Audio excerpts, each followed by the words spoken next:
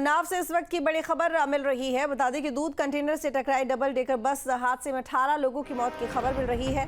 हादसे में 30 से ज्यादा लोग घायल और घायलों को अस्पताल में भर्ती कराया गया है। लखनऊ आगरा एक्सप्रेसवे पर बेहटा मुजावर क्षेत्र में यह हादसा हुआ है। बड़ी जानकारी आपको दे रही है उन्नाव से, जहां पर बड़ा हादसा हुआ।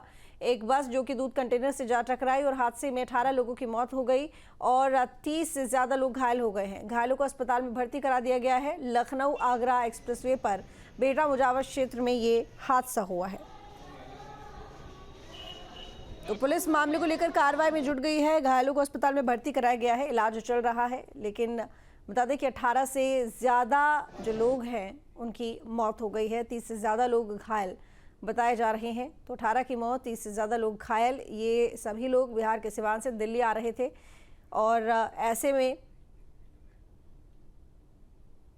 उन्नाव में यह हादसा हुआ जिसमें दूध कैंटर से बस जा टकराई और इसी वजह से 18 लोगों की मौत हो गई।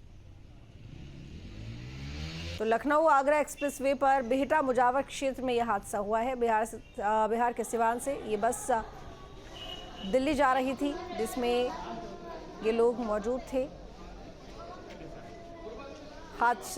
जो हादसा हुआ है वो काफ़ी भीषण रहा है। बताया जा रहा है कि जैसे ही बस की टक्कर हुई कैंटर से, उसके बाद बस पलट गई और 2 हिस्सों में लगभग टूट गई। उसके बाद क्रेन से किसी तरह से रेस्क्यू किया गया है। 2 तस्वीरें हैं सामने। हादसे में 18 लोगों की मौत और डबल डेकर ये बस थी जिसकी दूध के टैंकर से भिड़ंत हुई। वहीं जो दूसरी तस्वीर आप देख रहे हैं, अस्पताल में जिन घायलों का इलाज चल रहा है उनके परिजनों की, घायलों की ये तस्वीर। पुलिस भी मौके पर मौजूद है, मामले को लेकर कार्रवाई में जुटी हुई है। तो नाव के बांगरमऊ में ये बड़ा हादसा हुआ है जहां लखनऊ आगरा एक्सप्रेसवे पर टैंकर और डबल डेकर बस की भीषण टक्कर हुई। हादसे में 18 यात्रियों की मौत हो गई। वहीं 30 से अधिक यात्री घायल बताए जा रहे हैं। हादसा इतना भीषण था कि बस कई पलटी खाती हुई टुकड़ों में बंट गई। फिलहाल आला अधिकारी मौके पर पहुंच गए हैं और घायलों को इलाज के लिए अस्पताल में भर्ती करा दिया गया है।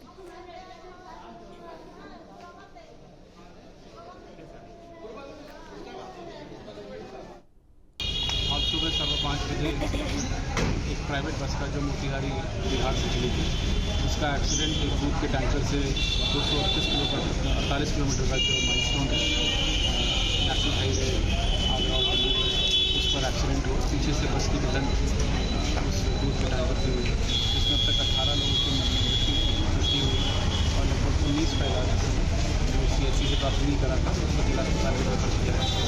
दृश्य जो हमारे पास सूचना आई है उसमें यही लग रहा है कि बस तेज रफ्तार में थी टक्कर मारी।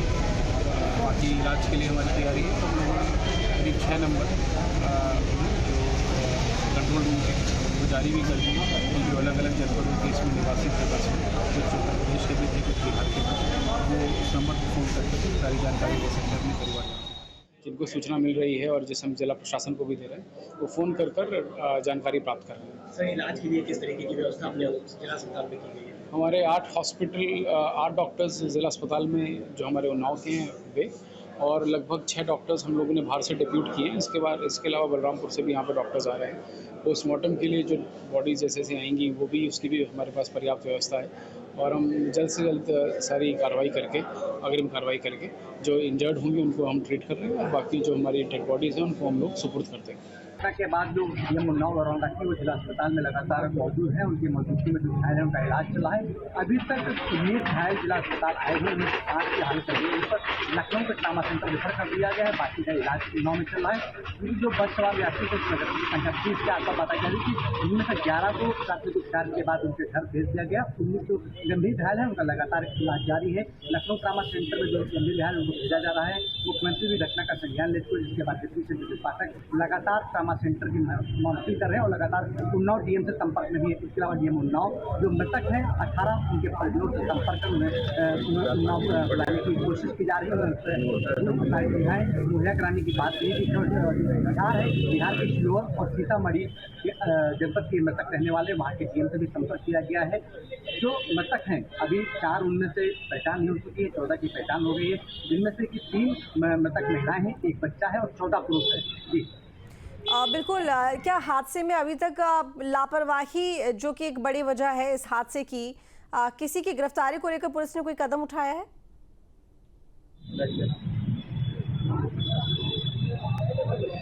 जी बिल्कुल, बता दें कि अभी जो प्रशासन है उसकी प्राथमिकता है खालों को उपचार उपलब्ध उनके लिए सबसे बेहतर उपचार उपलब्ध कराना, लेकिन जो हादसे की वजह निकल कर सामने आ रही है उसमें ओवर स्पीड बस चालक का होना, इसके अलावा कहीं ना कहीं बस चालक को झपकी आने का भी अंदेशा जताया जा रहा है, क्योंकि सुबह का ओवर स्पीड से जो हादसे की मुख्य वजह बना है और चालक को झपकी आने से भी इनकार नहीं किया जाता, क्योंकि जिस तरह से कंटेनर आगे चल रहा था उसमें पीछे से बस जा घुसी और बस काफी जिस था। और राहुल, यहाँ पर आपको थोड़ा टोकना चाहूंगी क्योंकि कई बातें हैं जो कि निकलकर सामने आई हैं। एक ये बात भी सामने आई है कि जो कैंटर चालक था उसने ओवरटेक किया बस को और उसके बाद अचानक से आगे आ गया, जिसके बाद जो बस चालक था वो नियंत्रित नहीं कर पाया बस को, इसलिए टक्कर हो गई। दूसरी बात ये भी कि नींद की झपकी भी शायद बस चालक को लगी है, इस वजह से हादसा हुआ है, या ओवर स्पीड थी। मुख्य वजह क्या है? क्या ये साफ हो पाया है तस्वीर, या अभी तक ये तमाम बातें जो मैंने आपको बताई हैं इन्हीं बातों को लेकर कार्रवाई चल रही है, या पुलिस ये कोशिश कर रही है जानने की असल में कि हादसा हुआ कैसे है?